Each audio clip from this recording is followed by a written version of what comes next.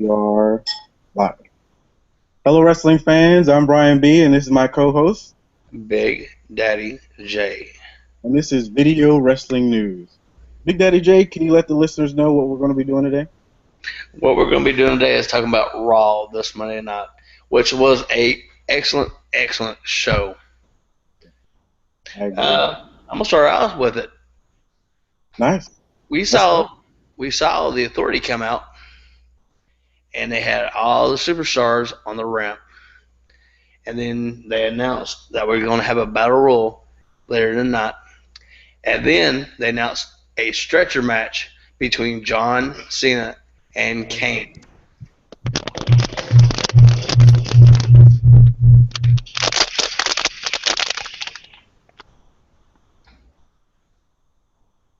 Yeah, I was surprised when I heard the news that John Cena had to earn his spot by facing Kane in a stretcher match. I was a little surprised knowing that Kane, that's kind of like his one of the matches he's known for in WWE.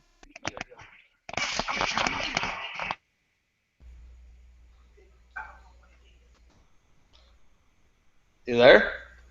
Yeah, I was really surprised when they said Kane versus John Cena, knowing that the stretcher match is something kind of built by Kane. He's kind of known for those matches. Right, and it's John Cena's first stretcher match. Right, his first stretcher match. It was the first, and they said like 9 or 10 years on Raw. I think the last one was between Batista and Shawn Michaels back in '05. There you go. See? On Monday Night Raw. I don't remember correctly. It could have been Raw, but I don't remember one ever on Raw. It's been a while. It's been a Uh, while. I know we'll talk about that a little bit later. So kicking it off, like you said, they announced that John Cena would have to earn his spot in the Money in the Bank WWE World Heavyweight Championship ladder match by facing Kane. And then, of course, that we'd have a battle royal. And that also turned out really awesome. I know we'll talk about that a little bit later on, too. well, we also heard them announce that Roman Reigns and Dean Ambrose and John Cena wasn't going to be the battle royal for the night. So we seen some quality stuff out of that. And we'll get to that later on in the night. But our first matchup was Dolph Ziggler versus Seth Rollins. We seen them in the main event on Tuesday night. It was awesome. The match was solid. I mean, what can I say? I give that match a 9 out of 10. Every time they work with each other, it's gonna be great. I think it could be a pay-per-view match later on down the road. I agree. I'd love to see a good feud or rivalry between these two down the road because they really know how to deliver in the ring together. And that's something to say to Dolph Ziggler, too, because it's kind of rare to see him have a bad match with another wrestler because he's that good. Right. And he proved that again Monday night, just like you said, against Seth Rollins. They had a great match. I got nothing bad to say about that match at all. Well, we seen Seth Rollins get the win because Dean Ambrose came out there and interrupted the match. That just surprised me a little bit. But it is refreshing to see that Dean Ambrose has his own gimmick now, and he also has his own little persona. So I was kind of happy to see that. Right. I mean, I like that look he had with the jeans and the tank top and the leather jacket. He reminded me of somebody. And who do you think he reminded me of? I think we done talked about this. Yeah, we talked about this. I know. I would probably say, for me, I don't know. For me, he definitely reminds me of Brian Pillman in his late 90s WWF run when he first came on the scene. Who does he remind you of? Well, when we talked about this the other night after Raw, I went back and watched Raw again, and I have to agree that's who he reminds me of. Oh, Brian. Oh, yeah, Brian Pillman. You can see it. I guarantee you we'll find out later on down the road he's kin to Brian Pillman in some way. Yeah, I could see them really turning that character into something Brian Pillman-esque. I think Brian Pillman was one of those rare crazy guys that were actually good at being like a crazy guy. Very talented wrestler. So it's really cool to also see them kind of pay homage to what he did and how he left his mark on wrestling. Right. Well, we saw Seth run up the ramp, and Triple H came across the Titantron, and he said, "You like to fight? Well, I got you a fight." And that set up our second match of the night between Wade Barrett and Dean Ambrose. That match was hard hitting matchup. I gotta say, I'm really getting behind Wade Barrett. I Really, agree. I'm definitely on the I've got some bad news for you bandwagon. I'm definitely there. right. And I'm enjoying his run as Intercontinental Champion as well. And I had to say that I was a little bit torn in that match because I didn't know how to go for it. That was a hard one. Who ended up coming out of that match though? We saw Dean Ambrose pick the victory. Right, Dean Ambrose. Dean Ambrose. And it's also good to see him get a win there too, over an established kind of. Actually, I was wrong, Brian. Uh-oh. Wade Barrett got the victory Oh, okay. by count out. Oh, that's right. That's right. That's right. That's right. Yeah, I remember that. Yeah, you're right. I've been drinking a little too much today, so you got to look over me because I love my Jack Daniels and my vodka, and I'm kind of tipsy right now while I'm doing this. But yes, we saw that, and after the match, Dean Ambrose got a host Seth Rollins, and they were fighting the crowd. And after the 10 count, we saw Dean go back in the ring, and he started beating up Wade Barrett. So I mean, it's going to be a good feud. I can't wait to see what's going to come out of that. But for our third match, we had Bray Wyatt against Sheamus. Stellar match. It was Really, great. really good match. Sheamus has definitely stepped up his game. But again, this is nothing new for him. He does really, really great matches a lot of the time. And this is one of these times where he's really doing really great. Hats off to Bray Wyatt. The guy has just been awesome since he came on the scene in the WWE, which has been great. Well, there's a close to the end of the match. There's something I want to talk about. What do you think about the end of the match? Oh, the end where it was Sheamus. He won by DQ, right? Because he got attacked by the Wyatts, right? That's correct. And the Usos came out during the That's match to that's protect Sheamus. But what happens at the end of the match was very classic. We saw them set a ladder up on the ropes, and Sheamus did a great job of holding the ladder, and the Usos came off the top of the ladder. If it would have been me, I would have been scared priceless. yeah. That's They it. make that stuff look too easy. They're really good. It really scared me watching that. But of course, they're good at what they do. But They're that's really, really good. Yeah, I agree. I can't wait to see the Usos against Luke Harper and the other Wyatt at Money in the Bank for the tag titles. Yeah, But that's gonna be a really good match. we'll get that a little later. Yes. Our fourth match saw actually sorry about that. Sheamus did win that match by DQ, like we said. But our fourth match was Rusev against Heath Slater. That's my man. I'm all over the Rusev bandwagon, just like Booker T has a fave five. I got my own little fave five, and on the bottom two, I've got Rusev at five and Adam Rose at four. So I'm a big fan of Rusev. It's really cool to me to see like an old school heel gimmick and a heel push, and to see this whole political uh, crisis that we have going on played out in the WWE storylines. So I like Rusev a lot. Yeah, I do too. And I like what at the beginning of the match we saw Heath Slater give a promo, which he did an excellent job with his promo. And this week we didn't see him with 3MB because now they're gone from the E. They got Unfortunately. they got their big fired, big bye bye, no longer with the company. Get out the door. I'm kind of sad about that because I really did like Drew McIntyre. He was the chosen one at one time. He could have made it, but it's like he went nowhere. Right. It looks like the powers that be just kind of lost faith in him or his ability. But to be honest, in my opinion, I think he never lost the potential he had, and I think we're going to see some really awesome freaking matches out of him on the independent scene. Let's be honest. That's just where the great matches are. Mm-hmm. And he's just going to have them. The same thing for the other guy, um, the Indian guy. I forget his Jinder name. Mahal.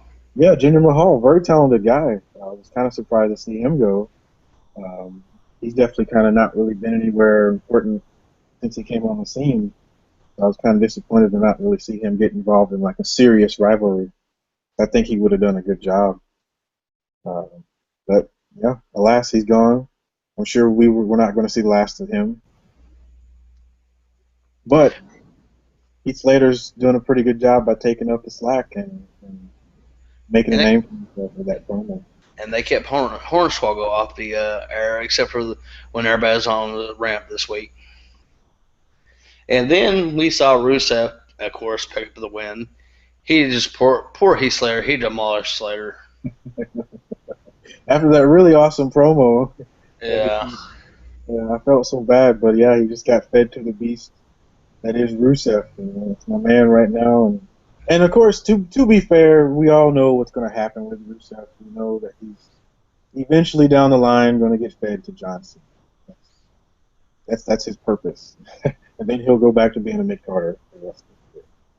Yeah. I like to see him get a big push before he does that. Yeah, I'm pretty sure he will. Kind of like Umaga and kind of like Iron Sheik, Hogan, or Hogan Slaughter those days. That's kind of what they're playing out now, at least in my opinion. That's the way it looks.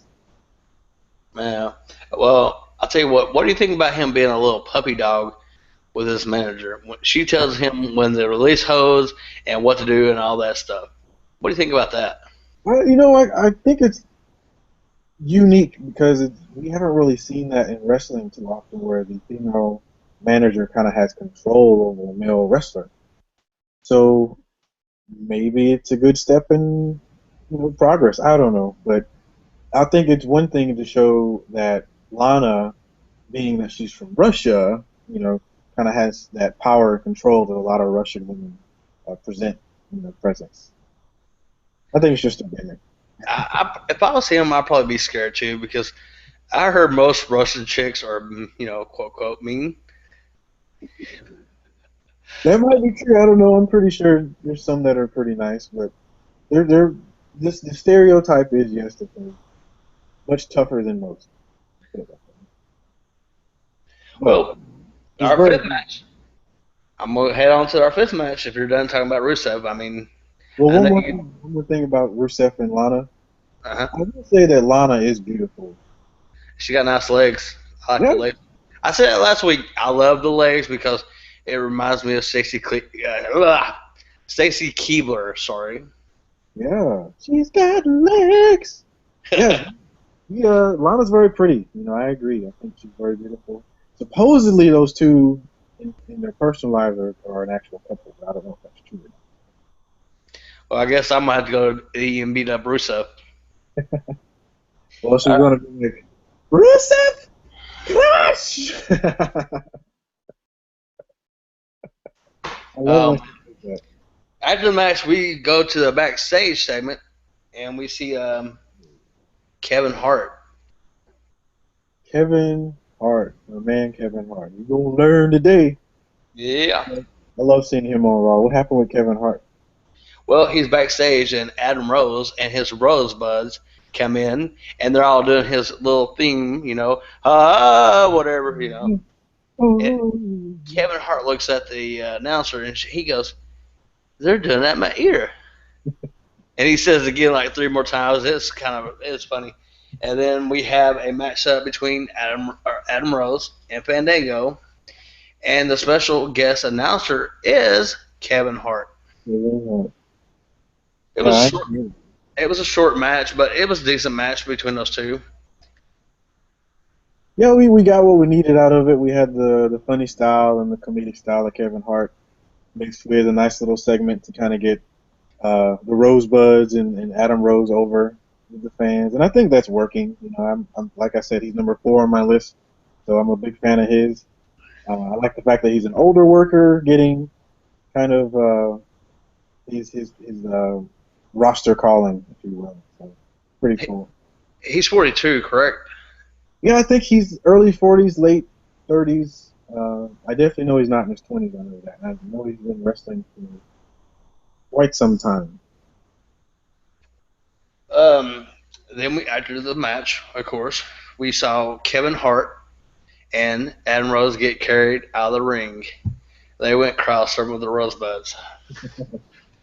That Don't was be pretty a lemon, cool. be a rosebud. Yeah, that was Uh, good.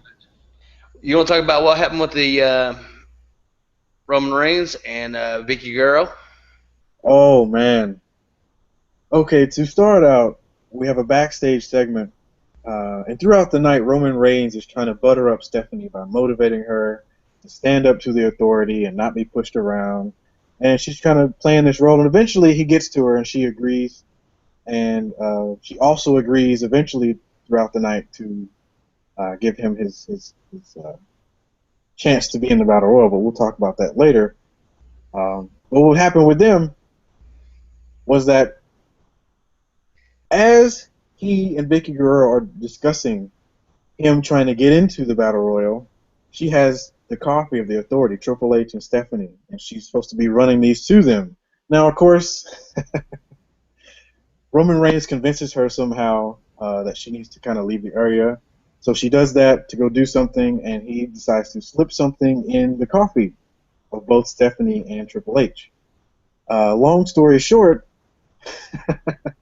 even after Vicky accidentally sneezed on the coffee, long story short, whatever Roman Reigns put in the coffee, it wound up in the hands of Stephanie and Triple H. But Triple H didn't drink it because he accidentally spilled it on Vicky, who had to clean herself up.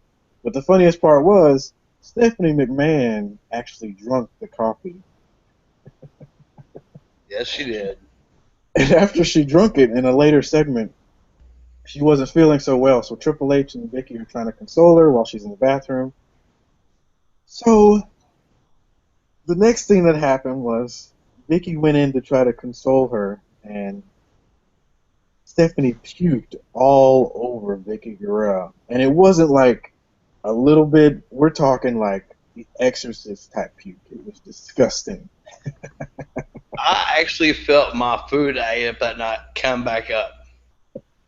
I mean, she had chunks of puke on her. I'd rather not talk about it. All I can say is I feel bad for her. Supposedly she might be on her way out. I don't know. They've been saying this for a while now, but I'd hate for her to be sent off this way considering the legacy that she's had on wrestling. And I will say that she's kind of made her own mark in wrestling too after her husband passed away in 2005. So I say that she's been a great on-screen character. I say she gets more heat than anybody. Absolutely, She's a, absolutely, she's a great female heel. yeah, which is rare, very rare. But what they're saying is her contract, quote, quote, contract is expiring, and that's why she's on her way out the door. Right, right. So only time will tell. Maybe what's out there is true, maybe not. Uh, but anyway, yeah, I don't want to talk about that anymore either. So. But we saw Roman Reigns go to the dressing room and talk to Vicky Guerrero, and he says, "Stand up to the authority," and she says, "Fine, fine," and finally gave him his shot to be in the battle royal for the Money in the Bank ladder match. So the match starts off. We got all the wrestlers in the ring, and here comes out Roman Reigns. Great matchup. Very. We've seen Kobe do his spots that he always does in a battle Royal Rumble. I mean, he's very, very athletic. He's one of my top superstars that I would wish would get a push. Yeah, I agree. I think he's at least due like a main event push, like a serious storyline or feud at the main event level. Um, I think he has what it takes. I do, and I will say this: if he does get a main event push, I hope he does it as a heel because I think he has some untapped potential there that would be useful. And of course, our first person eliminated from the battle royal was not Santino Marello, whatever. It was Damian Sandow, and he had a Miami Heat jersey on. Of course, LeBron James. Ooh, yeah, bad. They're in Cleveland. Yeah, so this guy is awesome at getting, a real good cheap heat. He's really great at that. He's kind of going through this phase in his career where he's just kind of a jobber, but that's not necessarily a bad thing. So, and I know we'll talk about that later as well. It's kind of a misunderstanding for a lot of people out there. They think Yes. the definition of a jobber is someone who's not that great and they're not talented. That's actually not true. Very experienced usually. They know what they're doing in the ring. They're very safe. And they're there to be used as enhancement talent. But of course, we'll talk about that a little later. So, and long story short, I enjoy Damien Sandow. Yes. And then we had I don't remember the exact order how people were eliminated, but I will say about the last three people in the battle royal, and we saw Bo Dallas eliminate Big E. Props off to Bo Unfortunately for Dallas. Big E, he didn't believe. I look. I'm not a big follower of Bo Dallas. He looks like a rat. I mean, he's a great wrestler, but as far as looks, oh my god, he could stop a freight train. There are people posting on some of the dirt sheet websites in the comments and stuff. They call him a troll face, and I think that's so funny. But I think it's great though. I enjoy his gimmick because we haven't seen a real heel gimmick like this in a while that you can kind of enjoy and kind of hate. Really hate this heel. I really like hating him, but I really am kind of behind him. And of course, it's in his veins. He's one of IRS's sons, just like Bray Wyatt. It's his brother. So, he's very, very talented, and it shows. He knows exactly what he's doing on the mic. And he seems to be getting it done in the ring. And like you said, he was in the bottom three of the Battle Royal, which is a big deal. He believed in himself. But of course, we saw Roman Reigns spiriting and eliminating. Scared the hell out of him, too. Yes, I loved it. That's why I asked you a couple weeks ago, like, who you think has the meanest spirit, and you said it was Goldberg. Yeah, I'm gonna have to say Roman Reigns has a very nice spirit. he does have a good looking spear. I think, though, personally for me, it seems, though, kind of like with Edge, it looks like his spear is kind of reliant on his opponent as well, as far as the look and how they take it. That's what I liked about Goldberg was he was so reckless in the ring. He just didn't care. He would just go through the person. Yeah, He was so unsafe, but I just like the look of it. He took their heads off sometimes. that's up to what Jackhammer. Yeah, yeah. That guy was one reckless wrestler, man. Wow. But speaking of big, but I wouldn't say reckless, but definitely big and making a big move in WWE. The bottom two were Rusev and Roman Reigns, and we had the stand down of a lifetime that someone, at least I never expected, Who's that? between Rusev and Roman Reigns, that stand down they had. Oh yes, it was intense at first, and there for a minute I thought Rusev was going to eliminate Roman Reigns, but Roman Reigns prevailed, and he's now going to Money in the Bank ladder match. It was awesome. The whole battle royal was great. Just like you said, Kofi really delivered. Most of the guys delivered, and then of course the ending with Rusev. I personally thought Rusev was going to win and head into the ladder match, uh, but Roman Reigns won, just like you said, and now he's moving on. And it looks like we're having a pretty stacked set for Money in the Bank, and of course, I'm really excited to see him kind of get this opportunity. Yes, me too. Um, the next match was a women's match, which one of your favorites, Paige. Yeah, I'm a big fan of Paige. She's not on my fave five, but I definitely am. I'm a believer in her because she's been wrestling for a lot longer than we think, and it shows in her work. I really enjoy looking at a women's wrestler. I like women's wrestlers because they're wrestlers, and she's one of them. Well, I found out some the other day about her. Her mom is a wrestler over in the United Kingdom. Yeah, I the just whole now, thing. I just now found that out about her, and I didn't know that. Yeah, I have to look it up, but there's a documentary about her whole family because the whole family is a wrestling family, like pro wrestler. All of them are pro wrestlers. I didn't know that. Yeah, so that's why I like her so much. That's why I can tell it shows in her work that she knows what the hell she's doing, and that's why her matches look so easy.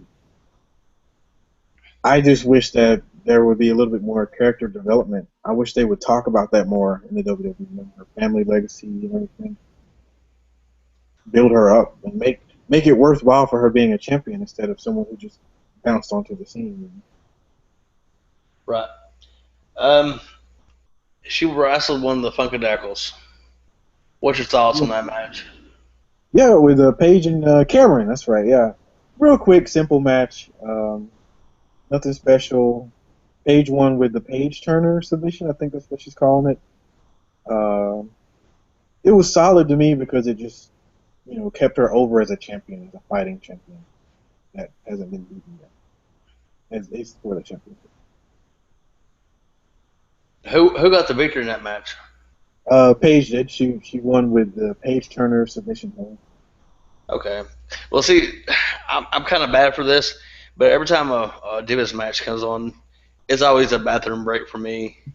I've not been a wrestling fan of the Divas in quite a while. You, I'm more of a Lita, Trish, people like that. A lot of Blaze. A lot of people won't remember who that is, but Yeah, yeah. We're kind of of that generation where we got to see some really classic American women's wrestling. Unfortunately, that era died down. I would say probably in the early 2000s. And now, though, I think personally, I think that that's coming back on to the forefront because WWE is now hiring a lot more athletic women to portray as divas as compared to athletic Barbie dolls.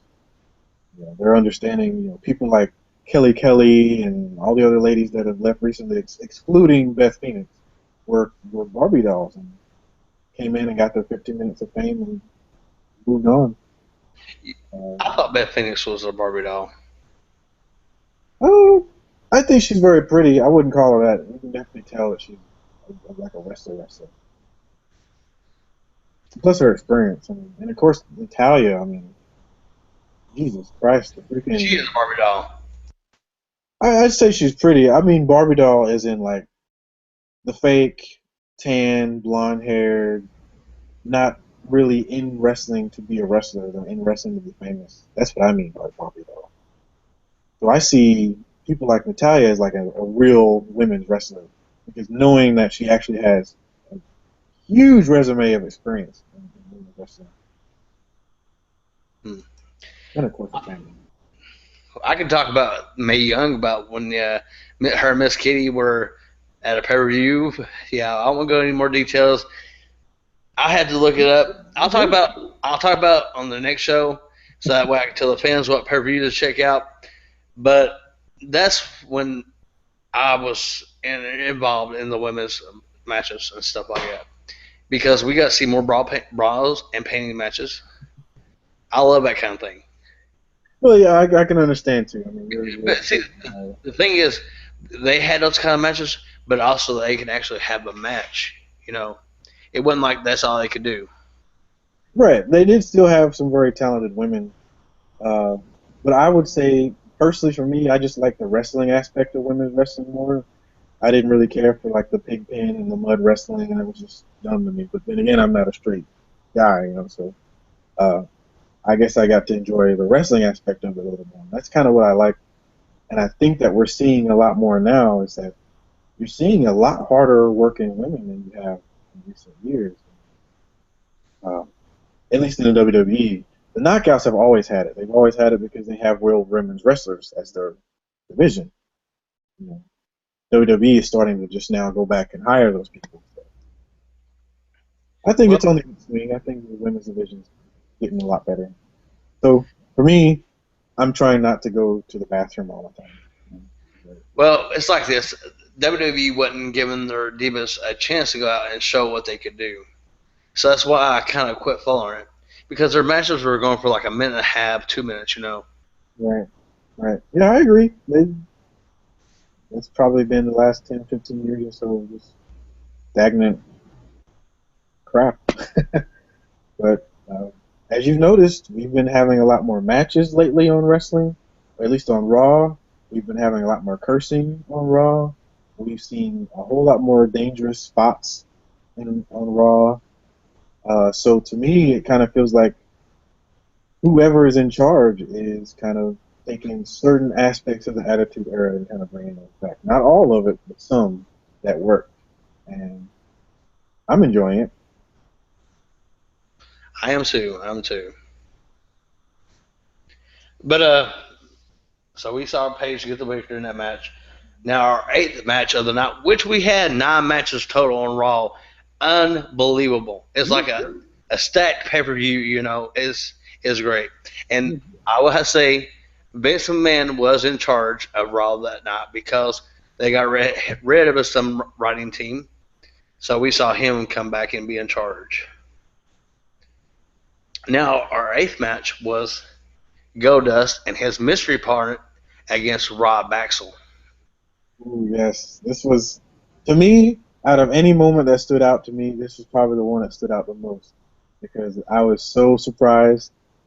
Um, and of course, the build up to this. I know you and I were talking throughout the week of who it possibly could be. That could be this new tag team partner that Cody Rhodes is going to debut.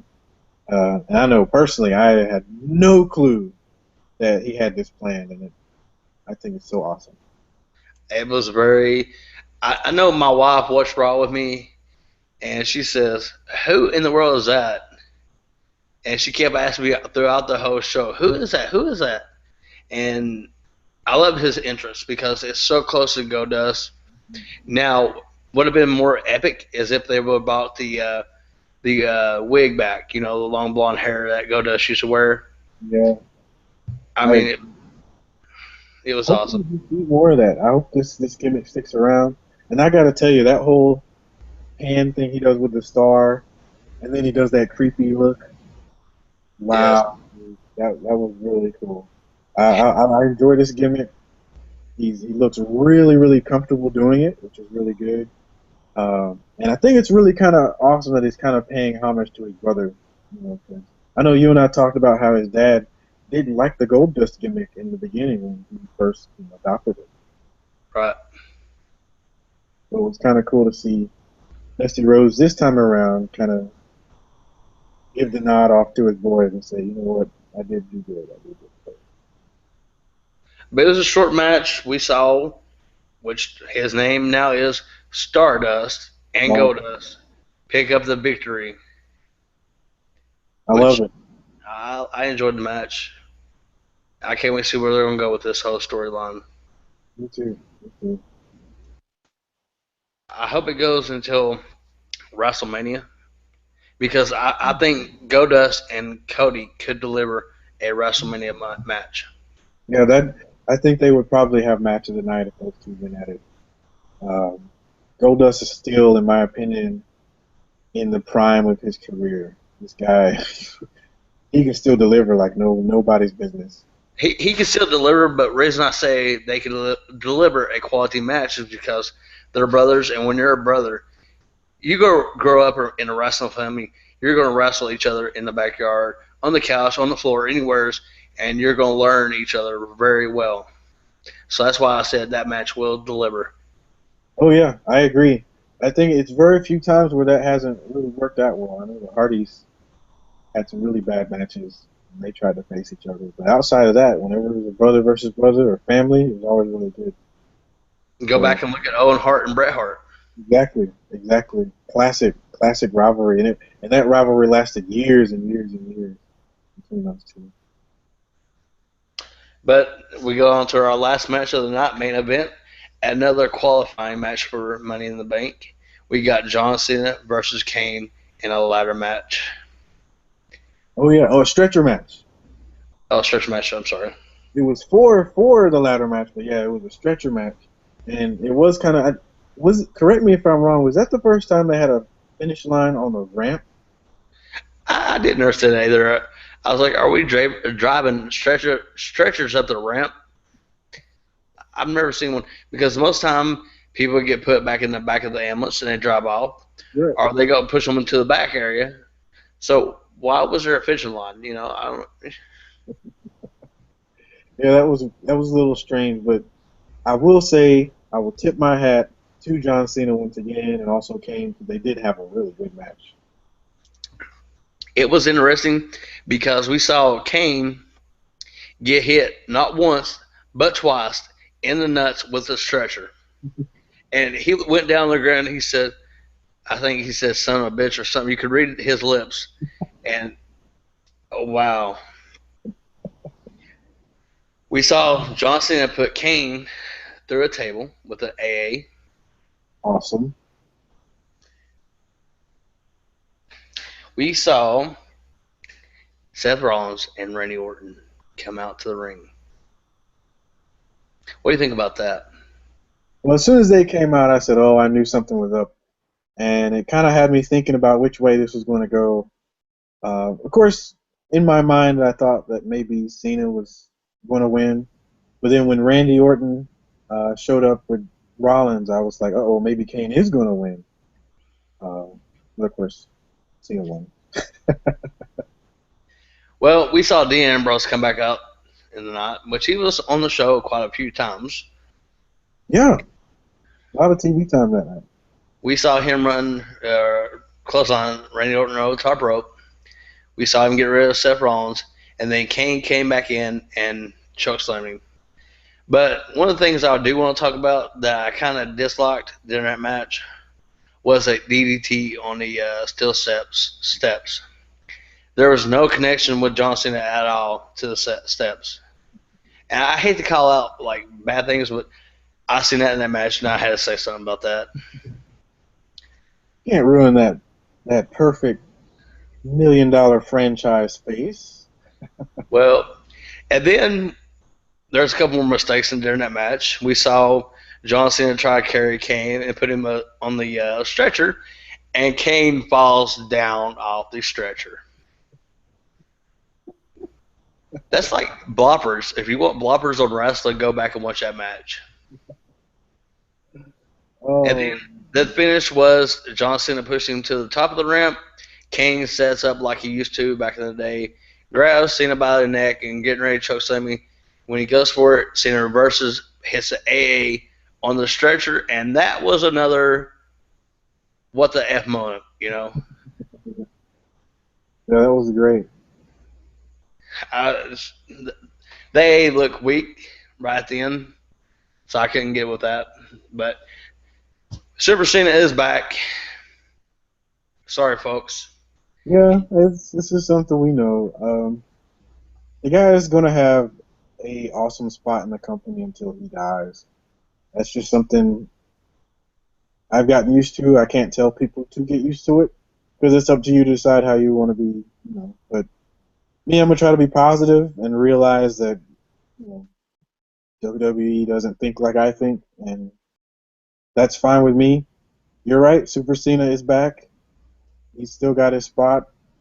Uh, he's never gonna lose it.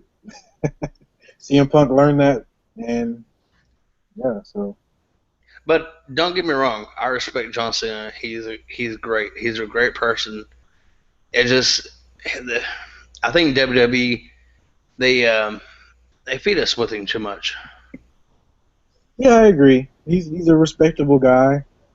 Seems like anyway. At least outwardly, I don't really know his personal life. I don't care to.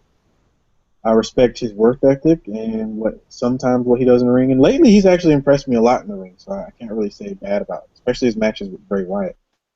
But yeah, you're right. I wish that we would get a little bit more out of him, at least kind of helping build careers in a different way, maybe. Because coming out of this Bray Wyatt feud, I mean, let's be honest, he won. But to be honest, that was a great feud between him and Bray Wyatt. So it's the first time I've enjoyed a John Cena feud in years. I'm gonna give my predictions later on tonight about the Money in the Bank. I got a few predictions that could happen, a couple possible storylines we could go with, or WWE could go with. I'll get on that later. Okay. But I think our next subject was we're going to talk about main event. Main event, yes. So on main event, um, the biggest part of the night was at the beginning. Seth Rollins comes out and he does his promo, um, and he announces that there's going to be a second Money in the Bank ladder match, and it'll be for the number one contendership, just like it is every year. So that was really awesome to hear. But then he says that he's the first entrant.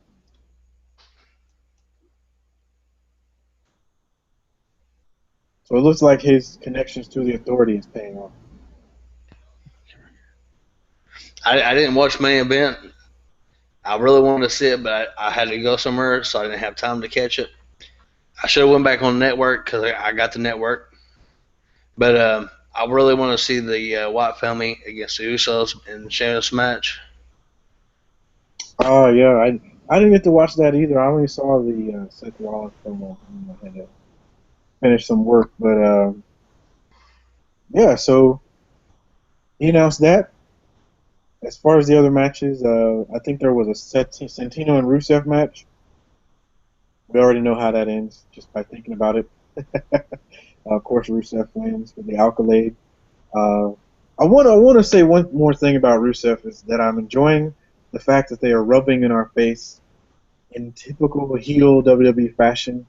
The fact that he represents Russia now and are using Vladimir Putin on the Titantron, rubbing that in our faces, making fun of Obama, uh, and in a comedy way. And of course, we know a little bit of that comes from Vince McMahon himself because supposedly he's a die-hard Republican.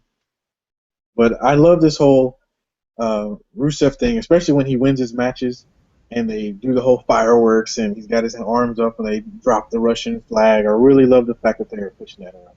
But sorry, uh, sorry to kind of babble there, but yeah, Rusev won that match between him and Santino, and just like you said, we had a match between. I'm sorry, before that we had a match between Naomi and Paige, and Naomi won that match. Oh, nice. Was that on main event? Yeah, that was on main event. That happened right before the Sheamus and Usos versus Wyatt family. I didn't see that either. But yeah, Naomi won that match. So it looks like she got one over on Paige. So perhaps we'll see like a triple threat for the Divas Championship, Money in the Bank or something. Alicia Fox. Oh yeah, we can't forget about Alicia. She's doing pretty good in the Divas division right now. So for the six-man main event that they had the Wyatt family facing off against Sheamus and Usos. Just a quick recap: the Wyatt family wins. They go over. Um, I guess Bray suckered in one of the Usos into a blind tag, and then he got the sister Abigail on one of them. So Wyatt family looking strong coming out of main event. Uh, Naomi looking strong over Paige coming out of main event, and Rusev looking strong coming out of main event. Okay. Um, Also, fans, if you want to, when we have our Q&A tonight, you can get on Twitter at BWN Main and tweet to us and ask us questions, or you can come and join our Google Hangout. And the link is posted on our Facebook and our Twitter page. But we'll get to that in a little bit. What else you want to talk about there, Mr. Brian B? Well, I do have one bone to pick. I gotta say one thing, and since we talked about WWE, I think maybe we should move over to TNA for a little while. You really want to talk about TNA? You Yeah, want I think me to it's. start this off? Because let me tell you something about TNA, buddy. Let me just tell you how it is. I've been drinking a little bit, and I'm kind of fired about TNA because I was a big fan of TNA about 8 months ago, and now only thing I know that happened at Slammiversary, Devon is coming back, and him and Bubba Ray are going into a Hall of Fame. I was really looking for the Slammiversary pay per view, and now it's just like I thought about it, and I can't really get behind them anymore. They had so much talent, but I'm gonna be honest with you, they wasted their money on Eric Bischoff and Hulk Hogan. And I was really a big fan of that, but they wasted too much and got rid of some of the top talent like AJ Styles. He really did make it company. They lost Jeff Jarrett. Now when Jarrett comes back with his new promotion, JPW, goodbye TNA. TNA is a dying breed right now. Yeah, GFW is going to destroy TNA.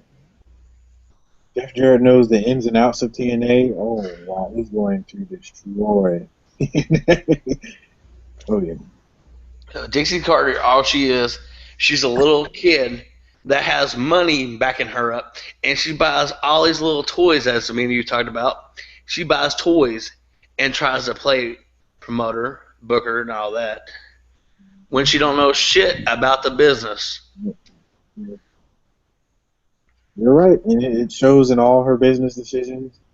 Um, I will say that at least I'm happy now that she admitted that she didn't really have a lot of uh, expertise or knowledge of creative as far as from a wrestling standpoint. She hired UTA.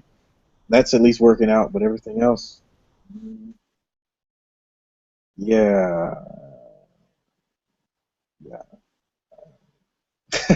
I mean, MVP's back. Eric Young is champ. That's really cool. I mean, he's a TNA original, but yeah, I mean, he's been doing really good, as a fighting champion. But Yeah. MVP,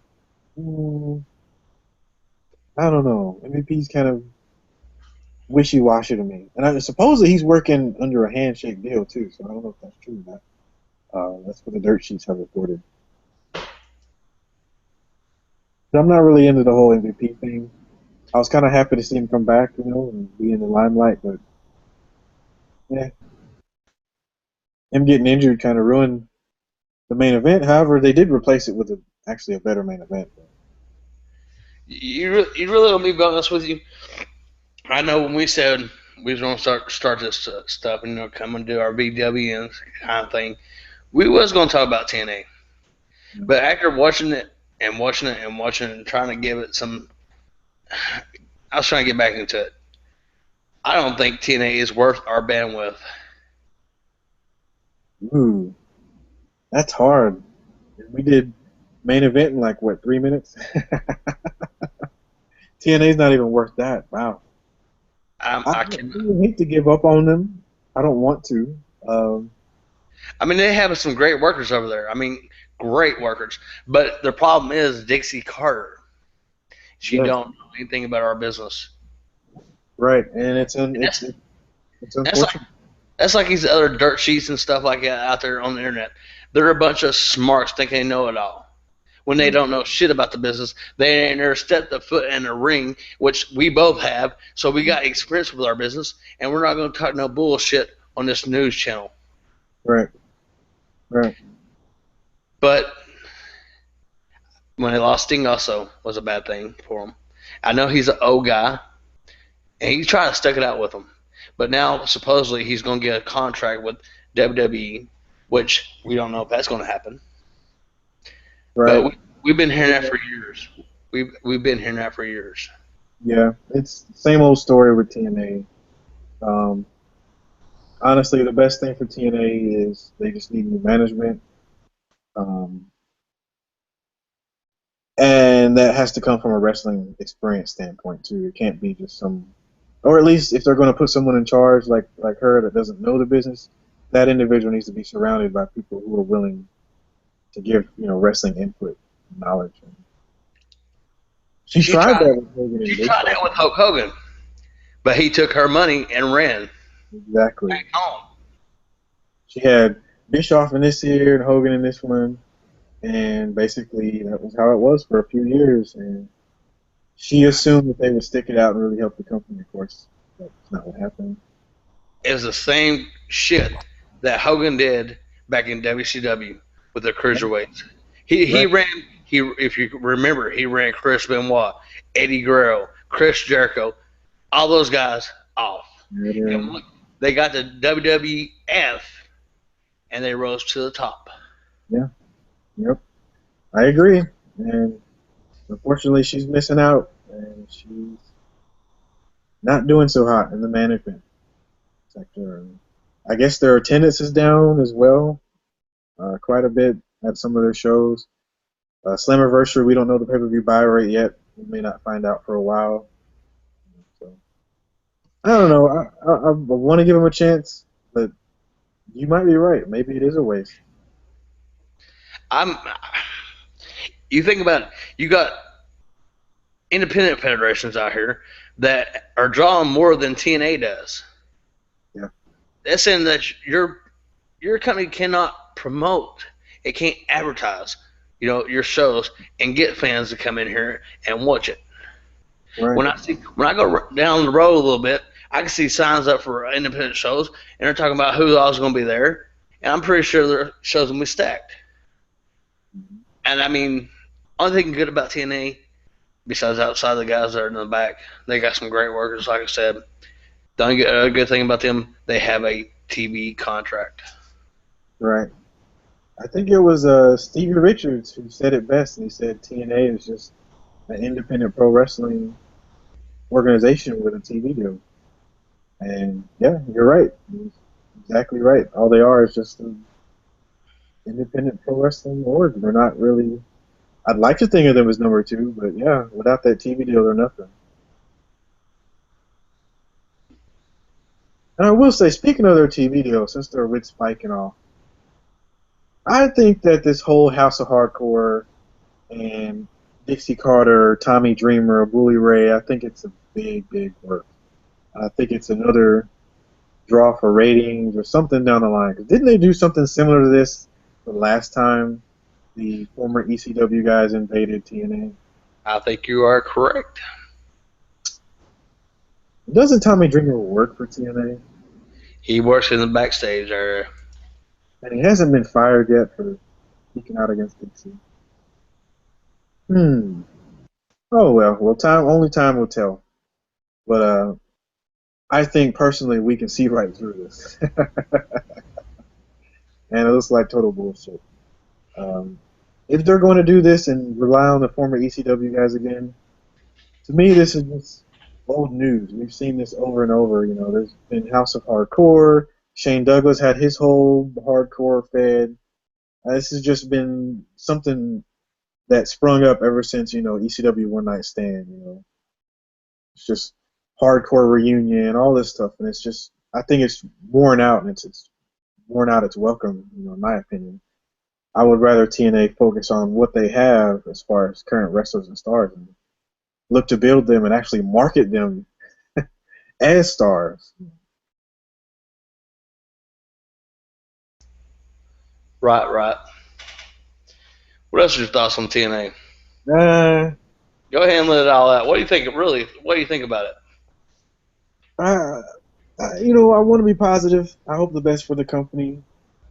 Um, Personally, the way things are looking right now when it comes to storylines, feuds, wrestlers who are willing to stick around for whatever reason, and the way that they keep promoting these former WWE guys like they are a part of the company and have some type of loyalty to the company, knowing that none of them do and none of them have. Booker T's come and gone, Christian's come and gone, Kurt Angle's about to come and go, Sting has come and go, Hulk Hogan has come and gone. The Dudleys were probably on their way out when they got that whole TNA Hall of Fame nomination. Just like Sting and Kurt Angle, they're probably on their way out.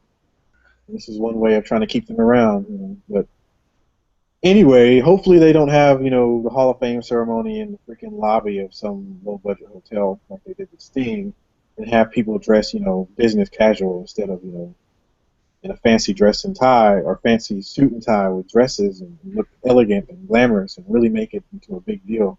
Yeah, I wish they would do that, but they're probably not going to do that with the Dudleys. Probably don't really care. Let's be honest. The people who should be in the Hall of Fame should not be freaking Kurt Angle, Dudleys, or Sting. It should be AJ Styles, Samoa Joe, people like that. Low key, Eric Jeff Young, Jarrett, people who freaking put that company on the map. Not Bobby Roode, James Storm. exactly. All these guys who've been around from the very first freaking show, and This is how they're treated, you know. And don't the WWE guys, don't they get freaking paid more? Mm-hmm. See, that's just it's dumb. I the biggest loss I think the company's ever had is bigger than Hulk Hogan, bigger than Bischoff, bigger than anybody else was AJ Styles. Stupid, stupid, stupid, stupid. Just dumb. What a stupid company. The fact that you can't hold on to your prodigy, you know, the guy that you made a freaking star, yeah, you can't hold on to him. Wow, you can't give him the respect he's due by giving him the pay raise he's due for carrying your company, even when he was not under contract. Wow, wow. All right. Well, Dixie, go ahead and go get your little reality show. You know, you want to do that. Go ahead and do your little thing. Go ahead and ruin your company and drive it into the ground. We know eventually either GFW with Jeff Jarrett or Vince McMahon is going to buy your shit later down the road. Sorry. That's just how I feel about TNA. I hate saying that. I really want the company to work and be profitable, but you can't do that with Dixie Carter in charge. You can't do that with the Carters even near the company. You need a wrestler on top of that company with some type of business knowledge, and you're not getting that right now. And I think it's also sad that you have so-called agents and producers who are not keeping up on that. I You got know? I got a new sound for Dixie Carter, and it goes like this: "You failed, Dixie." And Jeb Jarrett, I hope, I hope he takes everybody that Dixie has in the back and uses them. I really like to see James Storm, Rude, even Bubba Ray, because Bubba Ray, I know you don't like Bubba Ray that much, but I really do respect Bubba Ray. And Eric Young, people like that that's been with TNA, I hope he takes them from her. And Yeah, Samoa Joe, I mean, I know him personally. He's great. I've been in the right. locker room with him. So Dixie just don't know how to use her talent. Yeah, I mean, she has plenty of money to throw around because we know who her parents are and what they own, and they're worth a lot. yeah, She really. could have the money if she had people that knew about, if she listened to the people who know about. She had Jim Cornette. He's a genius like Paul Heyman.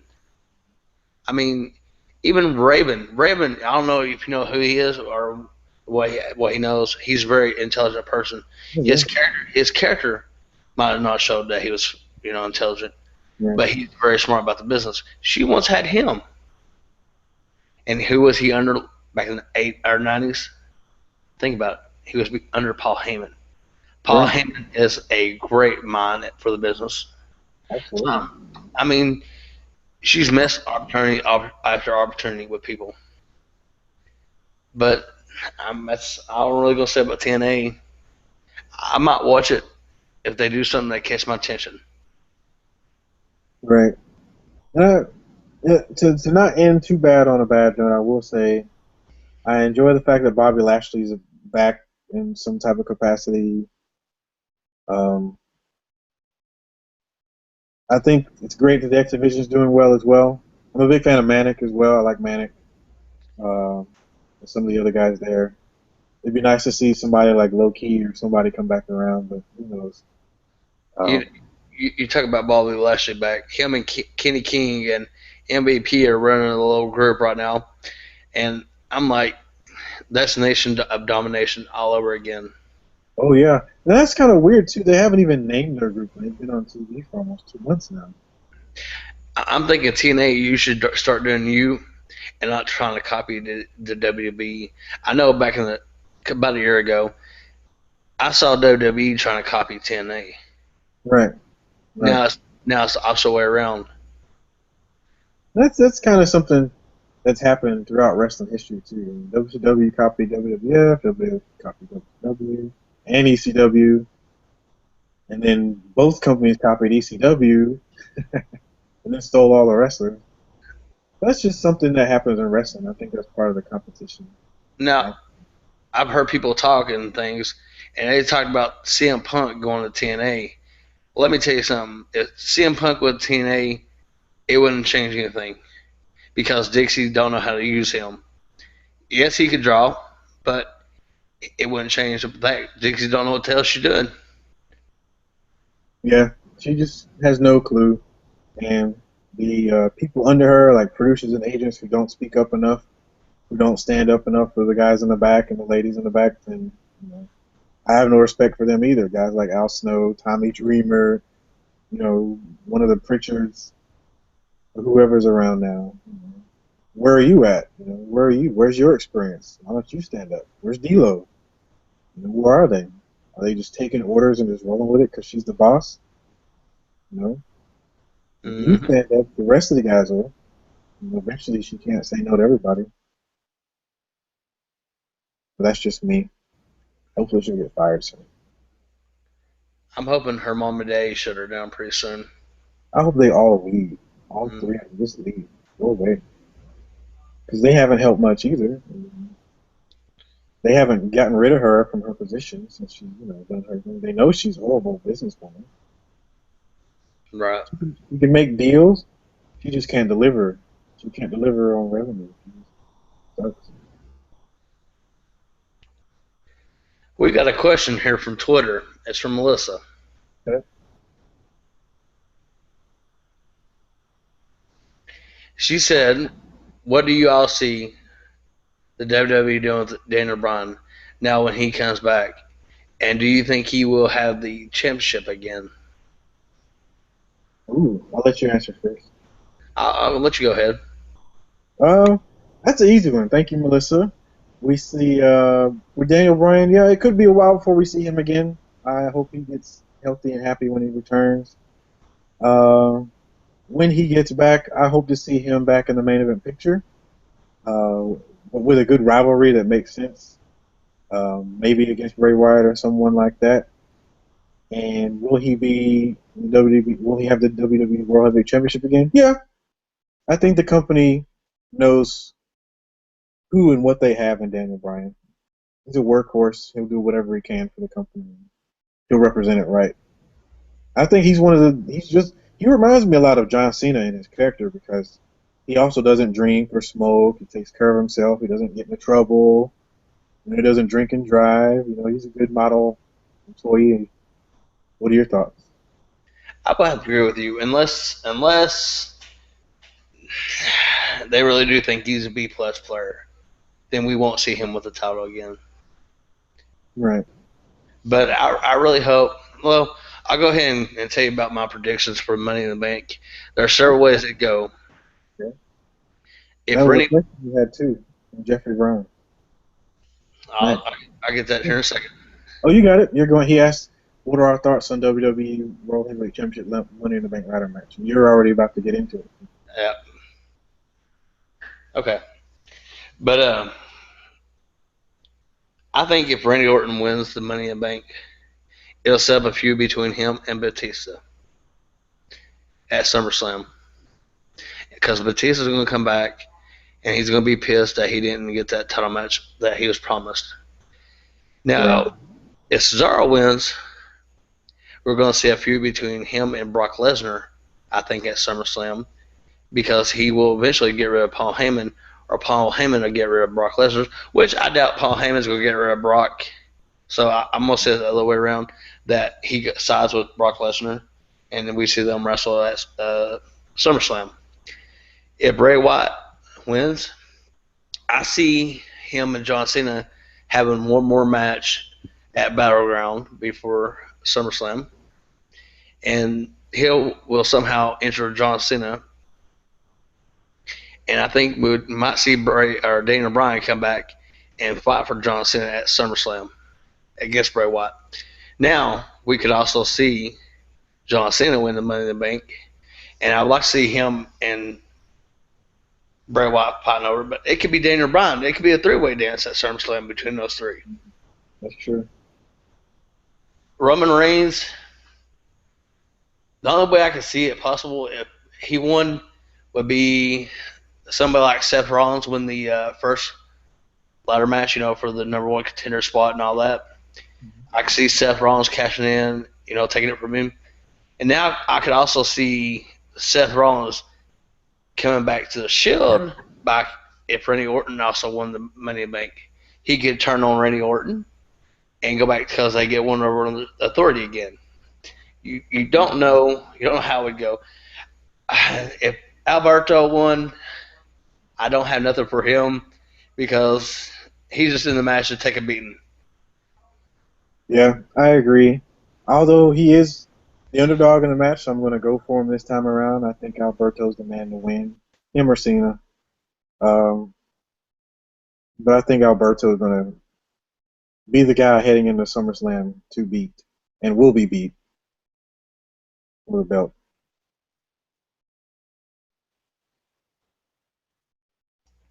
And we got Sheamus in there, which I haven't even thought about Sheamus because he don't really need.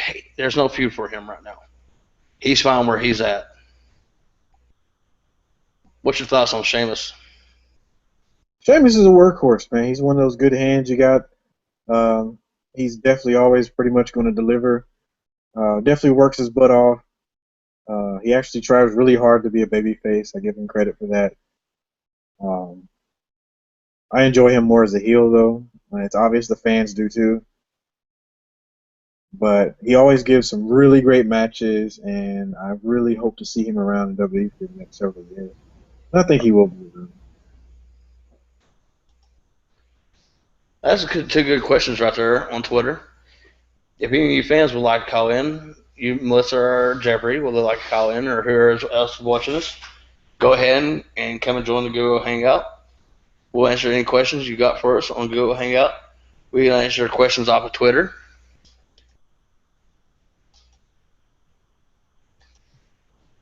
What else is there happening in wrestling this week? Uh, so yeah, we have the fallout from TNA. We have Money in the Bank. We've got about a week and a half left until that. So yeah, we just had Slammiversary. Now we're heading into the first Impact afterwards. The fallout from that. Kind of see where things go. Um, WWE wise, we're heading into SmackDown. Um, I'm not sure if any matches have been announced for SmackDown. I know the spoilers are up, but I haven't looked at them yet. So.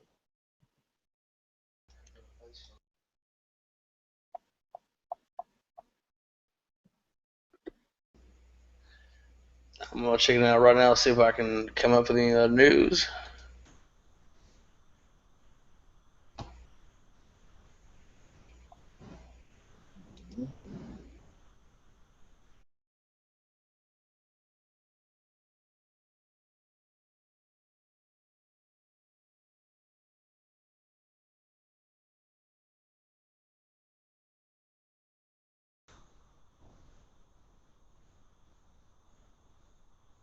One of them, but I would say when it comes to the whole CM Punk walking out and everybody trying to find him, like where's Waldo and stuff, and people tweeting about where he's at baseball games, and it's like I don't really care about that stuff.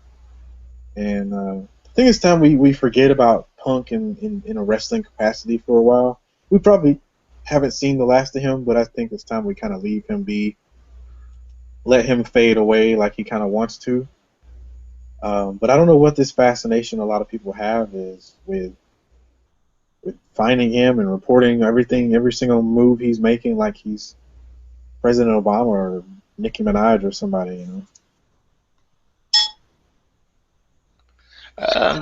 My thoughts.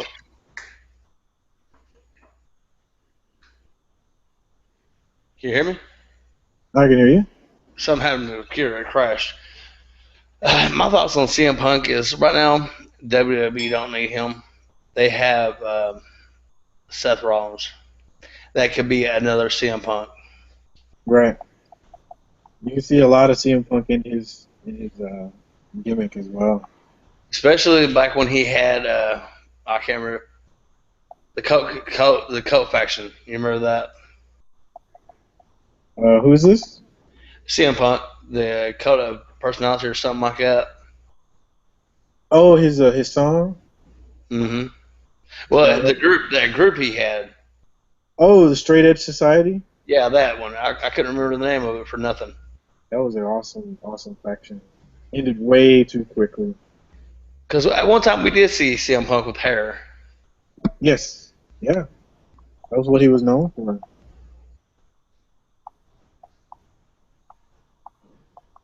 You got anything on there on Twitter?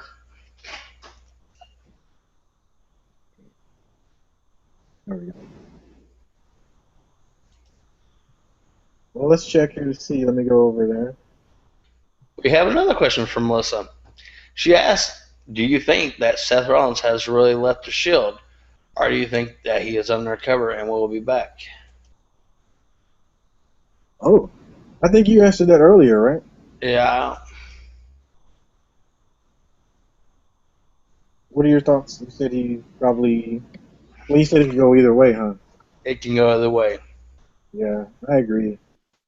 Either way, I'm actually enjoying everything with Seth Rollins and the Shield and Evolution. So they swerved me, just like we talked about on the last video. It was a swerve to me that he turned, and it wasn't Dean Ambrose. But I'm glad. I'm liking this new direction. I'm not liking the new ring gear. I will say that it's kind of strange. Looks like Batman, uh, and I'm talking like George Clooney Batman, not like cool Batman.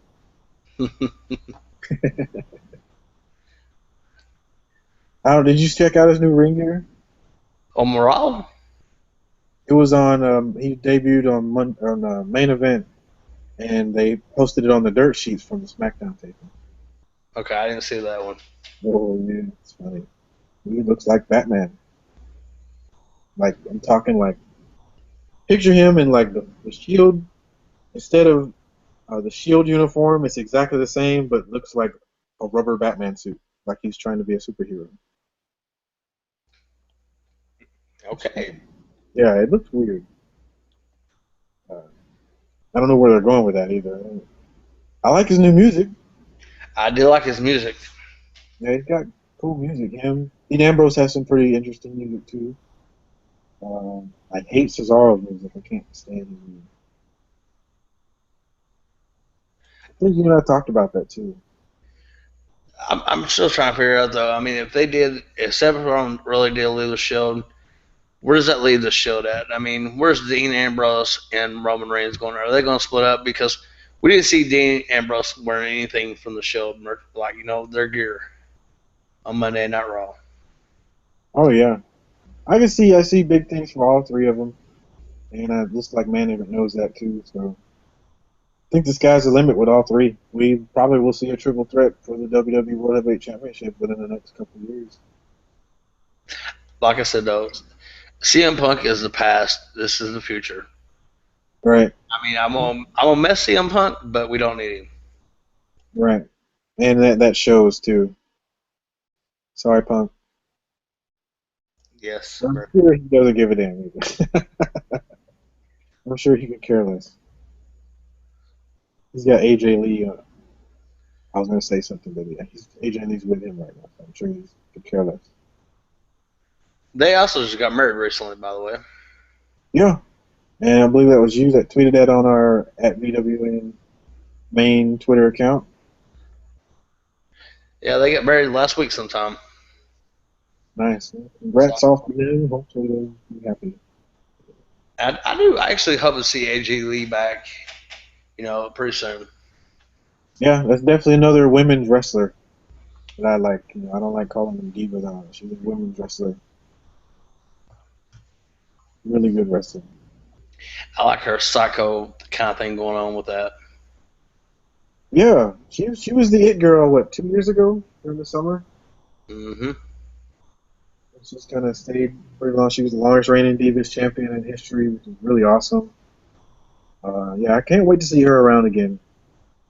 She definitely adds something different to the Divas division, and it would be cool to see her on Total Divas too. Yeah, it would be. Let's see, do you have any more questions on Twitter or Facebook? None as yet. All right, so look at the until we get another question. Now, when she does come back, AJ Lee, when she does come back, You think they're gonna put her back with the Tamina Snuka? Oh, that depends. I mean, Tamina, she looks like she's going to be out till like the fall with her injury. Well, I don't know. She could. That'd be nice. I like their little uh, group they had going, their faction they had going on up until they were teasing a little bit of a turn. You know, I wouldn't mind seeing that again. Tamina's a good worker. Right. Well, she got that Snuka blood in her, and her dad was great back in the day. Oh yeah, oh yeah. You definitely lace up the boots, runs in her veins.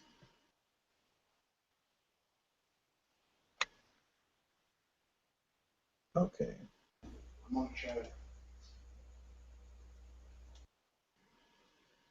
All right.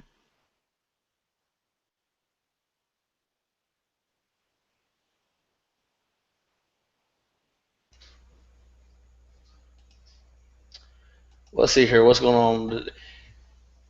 Let me ask you. You think we see any of the guys that got fired come and join Jeff Jarrett's promotion? Yes. Who do you think we'll see?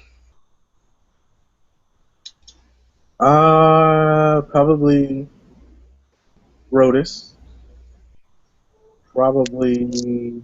Um, I don't know about Yoshitatsu. I'd like to see him stay in America though, a little bit longer on the independent scene.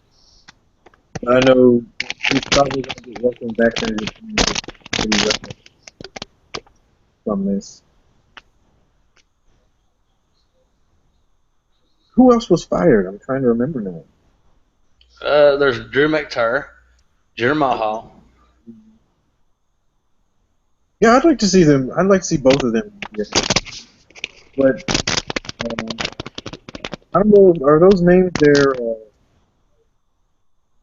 their real names or are those their gimmick names? Do you know? I have to look that up. I'm not sure. Yeah, I've never looked that up, but it'd be nice to see them stay there. Stay as like their gimmick names. Yeah, I'd like to see them in GFW. I hope everything works out well for GFW. We got another question here. That's from Anonymous. Who are your predictions for the Hall of Fame this year? Do you think we'll see Marshall Man Randy Savage go in? Ooh, yes. Hopefully him and Sting and Rock. He definitely deserves it. Looks like they're heading that direction. Supposedly his brother Landy is working with the WWE on a new project. So it looks like he's representing his brother's estate and using that as leverage to kind of get him and his dad into some type of notoriety for the WWE. Yeah, but I'd like to see. I know he's probably going to be in the next video game, which will be great. Hopefully Sting is as well. And it'd be nice to see Sting going to the Hall of Fame as well. I like to see Rick Rude. That's one of my predictions I like to see. Yeah, he definitely deserves it. But I know he left WWE with bad taste in their mouths for what he pulled during the Monday Night Roar. Do we have a caller on there? Yeah, someone's joined our Google Hangout. Yeah, I've got a question. What do y'all think about the Money in the Bank ladder match with everybody involved? What are your predictions on who you think might win that match and become the World Heavyweight Champion? I'll let you go ahead and answer that, Big Daddy J.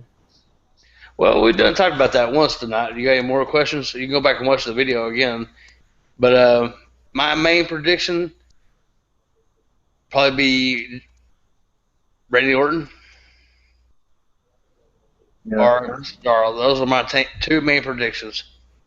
yeah, I'll say either Super Cena or Alberto Del Rio.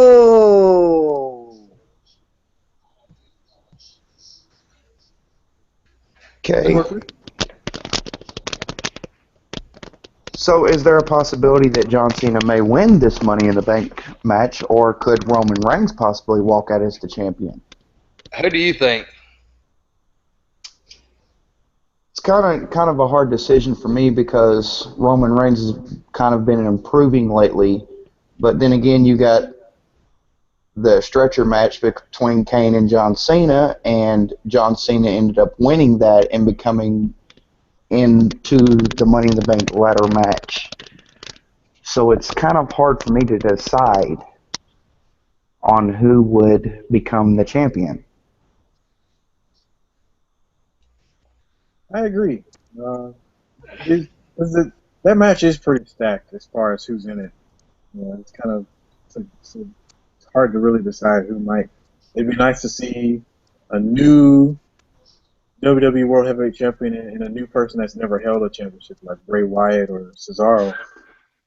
But something in my gut, and I think Big Daddy J agrees that the company might go with a more established star that they can quote unquote depend on to kind of carry the belt to SummerSlam. My opinion, I would like to see Bray Wyatt actually walk out with the title a little more than Roman Reigns because he and John Cena went at it there for a while. But of course, we all know that John Cena came out with that battle between them. But my honest opinion, I would like to see Bray with the title because he's never held it, like you were saying. Yeah, I agree. That'd be nice. And it really would be smart too because Bray Wyatt is developing this following that's just getting bigger and bigger and bigger. Yeah, he's on this thing of he's got the whole world in his hands and the follow the buzzards. So I kind of I kind of figured that maybe he may come out. We don't know because there's a lot of people in this Money in the Bank ladder match. So you never know who's going to climb to the top and get the title. Right? Yeah, I agree, man.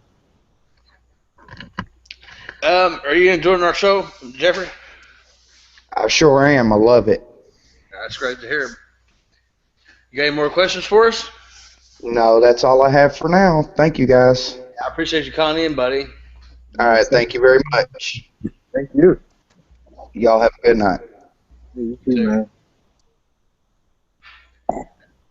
man. Great caller, great questions. If you missed any of our show, you can go back and watch it. I gave them predictions, what I think is going to happen during the Money in the Bank match. We had some good questions on Twitter tonight. I love this fan interaction stuff. Yeah, I dig the Q&A. And listen, I'm going to go ahead and let it out of the bag. If we get more viewers, we're going to have some big wrestling names come on the show. And y'all can call in and talk to them. If you follow us on Twitter, you're definitely going to be one of the people able to call in. When we give the hint to call in, I will text you or send you a message on Twitter or Facebook and tell you when to call in, and that you call in and talk to us. The thing is, don't come on here cussing at us and saying nasty things. Let's have a good conversation about wrestling. You can ask us anything. We can talk about anything from the 70s, 80s, 90s. I mean, me and this man right here, BrianB, we're more intelligent on wrestling than anybody you'll ever meet. We got minds that think alike. So, I mean, you can call in here and talk about anything that you would like. You got anything else to add? Yeah, I agree, man. You and I think a lot. We've got the experience in the ring that we have. We have a vast knowledge of wrestling, not only just our experience. A lot of times we know what we're talking about, but we don't consider ourselves smarks or smart marks or anything like that. Most of our decisions or our opinions are based on, our experience in the ring or kind of what we've seen in the past with wrestling. But I enjoyed this show. I love doing the Google Hangout and just broadcasting it like this. Kind of putting the video in video wrestling news, and I enjoy doing this with you, man. I agree, man. So for some of you guys out there that are watching this video, we'll do this regularly, every week. at 10 p.m. Eastern. We'll do this live broadcast just right out the gate, and we'll discuss the past week's Raw, the past week's pay-per-view, if there is one, main event, or SmackDown that took place, and then the potential what may happen with TNA Impact on Thursday. But we'll do this every Wednesday, 10 p.m. Eastern. You guys just tune in. Just wait for the link to pop up on Twitter or Facebook, on our Facebook page or on our Twitter page. Of course, our Twitter handle is down here. Just follow us, keep you updated. We talk about everything when it comes to pro wrestling, just like Big Daddy J said.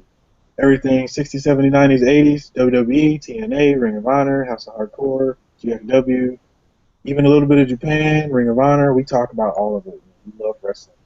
I got another question that just came in off of Twitter. It's from Ty. He wants to know if Dixie Carter was selling TNA, how much you think she would sell it for. You want me to give you my opinion? I give her $2 million for it. That's probably the most she would get. That's probably a lot. You think it's a lot for it? I think so, man. I don't know. That's maybe a little more. I don't know, because they got a lot of people on payroll. But yeah, if she sold that company, yeah, it's probably like 2 to 5 million at the most. That's being really generous. That's a good question. And I'm glad they brought that up, and that's a good question. Thank you, Ty, because it looks like she might be doing that pretty soon down the road.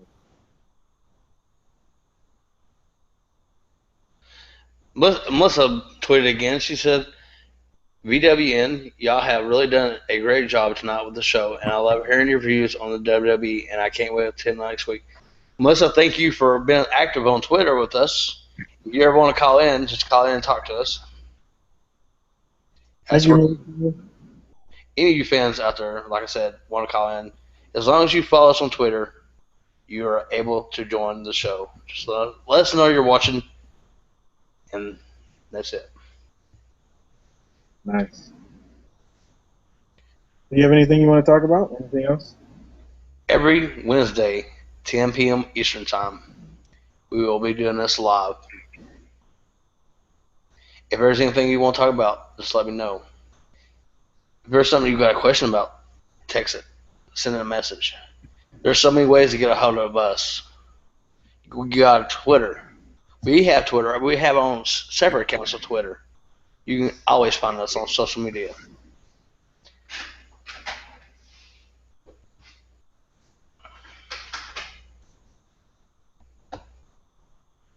Um,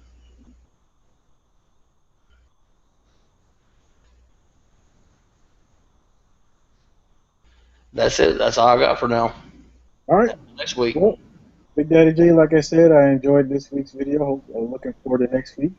For all you wonderful people out there, again, that's our Twitter account at VWA Main. Please like, comment, or subscribe to our YouTube channel. Like this video, make a comment below, let us know how you like it, what you don't like about it, and follow us on Twitter, follow us on Facebook, and of course, follow us on YouTube at Video Wrestling News. And I'm Brian B. This is my co-host. Big Daddy J. All right, and we'll see you guys next week, 10 p.m. Eastern, next Wednesday. See you, Bye. folks.